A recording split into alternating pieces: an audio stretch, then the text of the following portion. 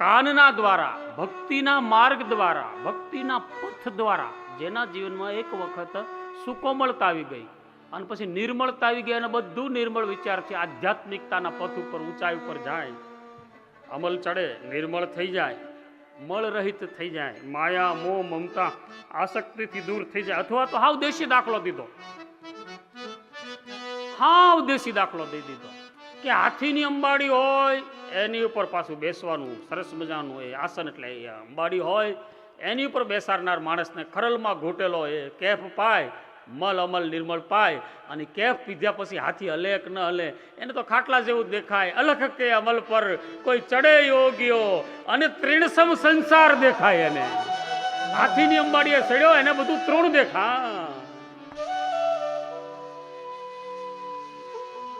એની મસ્તી દેખાય, એને જગત બાદશાહી, એને જગતની જાહો જલેલી ફીકી લાગે. પછી નીચે મોટો રાજા નીકળે, મહારાજા નીકળે, અરે કૂતરા ભસે 5-5 ફૂટ ઠેકડા મારે તો એનો પગ નો આંબે, કારણ કે એને તો મોટા હરિનું શરણ સ્વીકાર્યું છે. તો જેના કાનના માર્ગ દ્વારા જીવનમાં, શરીરમાં, કર્મમાં શ્રી કૃષ્ણ આવ્યા, અથવા સાંભળી લે રાજન, તારાથી વિપરીત કહું વાત કે નથી આવ્યા, ભગવાન નથી આવ્યા, એ પછી મનુષ્ય કૂતરા જેવું જીવે છે, શ્વાન જેવું જીવે છે. કેટલું કે 10-12 વર્ષ ભસી ભસી ભસી ભસી ભસી ભસીને પૂરું કરે છે. બીજું પછી ભૂંડ જેવું જીવે છે, જ્યાં હોય ને મોઢું નાખવું. ત્રીજું ઊંટ જેવું, નજર ઊંચી રાખવાની, જોયા જ કરવાનું, જોયા જ કરવાનું. આ સુખદેવજી બોલ્યા છે. અને ચોથું પછી ગધેડા જેવું, પશુવૃત્તિ. મેં વચ્ચે શબ્દ પ્રયોગ પણ કર્યો, આહાર નિદ્રા ભય મેથુ નાની તથા સામાન્ય તત્મે પશુભીન નરાણામ જ્ઞાનમ નરાણામાધિકો વિશેષતઃ જ્ઞાનહીને નર પશુહિ સમાન. 4 પ્રાણીના દ્રષ્ટાંત આપ્યા, જેને આપણે બધા જાણીએ છીએ.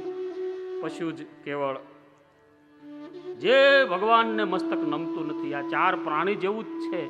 તે મસ્તક ભારરૂપ છે, મરદાનું મસ્તક છે.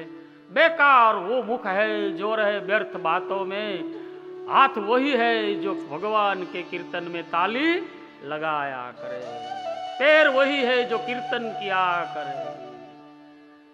દાદુ દયાળના બધા પદ છે ભાઈ, સીધા કે જેના નેત્રો ભગવાનની પ્રતિમાજીના અથવા તો ભગવાનની છબીજીના, ઠાકોરજીના દર્શન નથી કરતા, એ મોરપીંછના જણાતા નેત્રો સમાન છે. વાલ્મીકીજીને ભગવાને જ્યારે 14 સ્થાન પૂછ્યા ત્યારે જીન કે ભવન સમુદ્ર સમાના, એ કાન નથી પણ કોડિયા છે, જે ભગવાનની કથા સાંભળતા. પહેલે દિવસે જ મેં કહ્યું હતું, કાન દ્વારા આપણે શરીરમાં ભગવાનને અંદર પ્રવેશ કરવાના છે. એક સ્થાન આ પણ છે, જીન કે શ્રવણ સમુદ્ર સમાના, કથા તુમારી जिनके श्रवण समुद्र